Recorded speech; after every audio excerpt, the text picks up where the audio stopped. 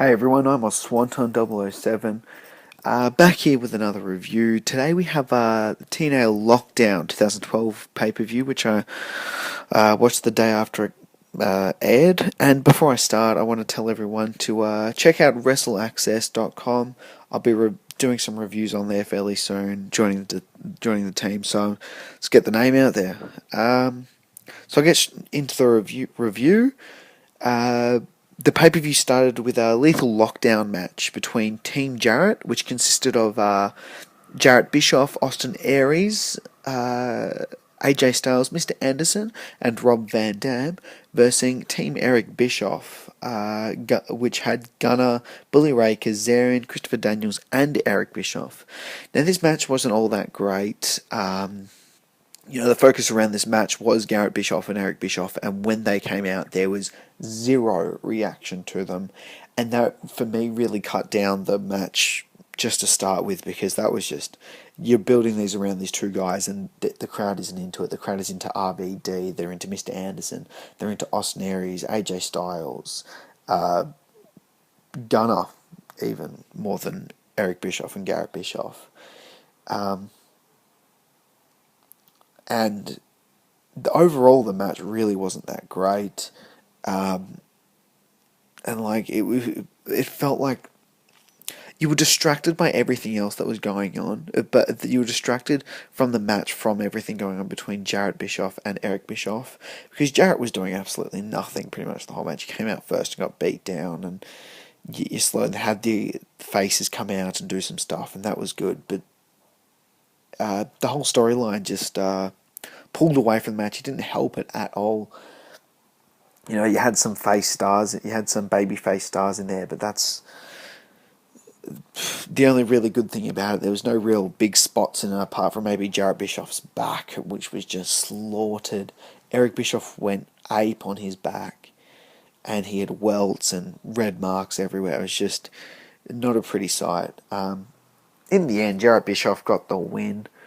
Jarrett Bischoff's team got the win. 2 3/4 stars. Really, for me, nothing that special, and didn't really connect with me.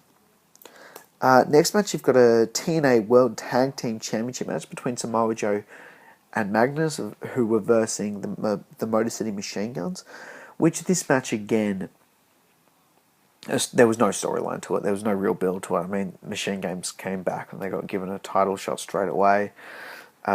Apart from that, the match was actually all right. They were given like 10 minutes, maybe 12 minutes. It was all right. Nothing really that special, but you sort of feel like they're building up for a rivalry, and Samoa Joe and Magnus just turned face, and you think they're going to turn again so the Motor City Machine Guns can rival with them, because there's no real other tag teams out there. So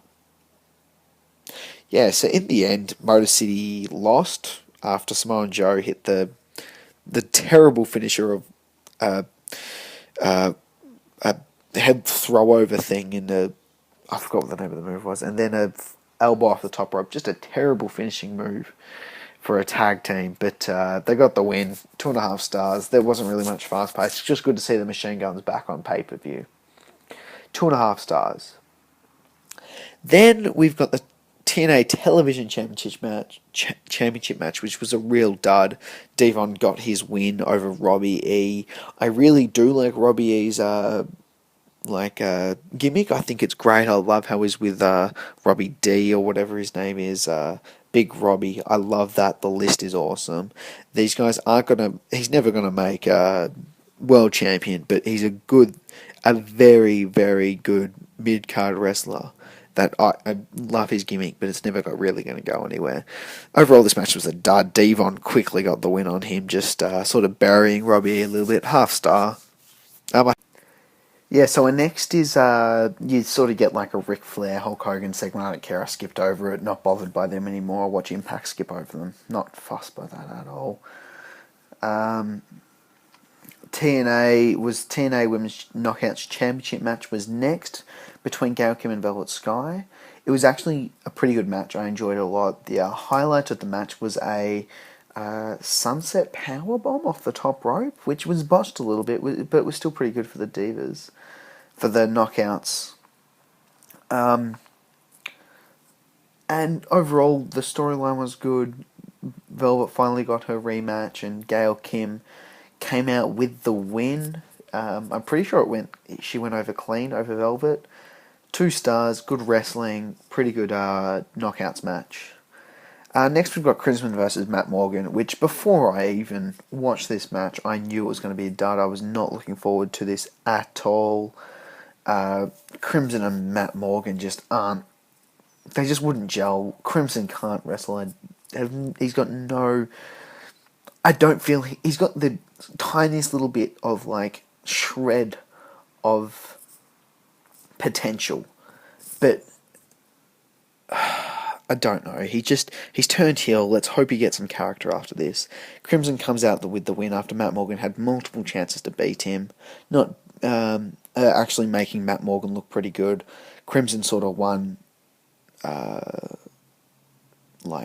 He won on accident, I'm pretty sure. Matt Morgan kicked him. Oh no, that was another match. Crimson won in the end. I don't know what happened. I wasn't really that fussed by it. 1.5 stars. Next match of the night: Kurt Angle versus Jeff Hardy. Now this was by far the match of the night. Lots of great stuff, lots of high flying, lots of quick action. They said this would be match of the year. They were proposing that was going to be match of the year, but it really just didn't hold up to match of the year sort of quality that they were asking for. But Jeff did do a swanton off the top rope. He did hit off the top of the cage. He hit like 4 swantons on Kurt Angle, and eventually, how did he beat him? He beat him with like a twist of fate or something. Or the swanton off the top rope beat him. And it was a pretty good match. They kept it going. At one stage, Jeff had a ankle lock on Kurt, that was pretty good. Seeing that. So overall, I'm going to give that match a 4 stars, just because I just enjoyed it so much. Good stuff. I always enjoy some high flying stuff. Next, we've got the TNA Knockouts Tag Team Championship match between Eric Young and ODB versus Rosita and Sarita. This was nothing special. OBD and Eric Young came out with the win. Rosita and Sarita were trying to seduce Eric, but he wasn't having a bar of it. 1 star. ODB came out with the win. Eric Young didn't even get tagged in, I'm pretty sure. And the final match of the night, the match everyone was looking forward to, TNA World Heavyweights Championship match between Bobby Roode and James Storm. This was a brutal match, to be honest. They really went all out at the beginning of it, and really, both. I'm pretty sure they were both bleeding before the first bell actually rang. They were working all on the outside. Lots of beer bottles, lots of beer, and. This rivalry is definitely going to go on because it ended when Roode super kicked or last called Roode, and Roode fell out of the cage. It was a clean win, but it wasn't exactly what a clean win should be. And you can see this rivalry going on. It was a 3.5 star match for me. The psychology was great. I love the psychology of it. I love the storyline for it, but the match just didn't pull out what it was going to be. It slowly got better as the match went on, but apart from that, nothing really stood out for me in the match exactly. But it was still a good storyline, still good to follow, and these two are definitely the future of TNA. Overall, I'm going to give the pay-per-view a 6.25 out of 10.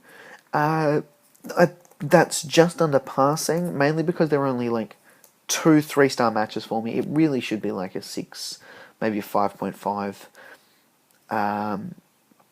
But I really felt the main event held it up a bit.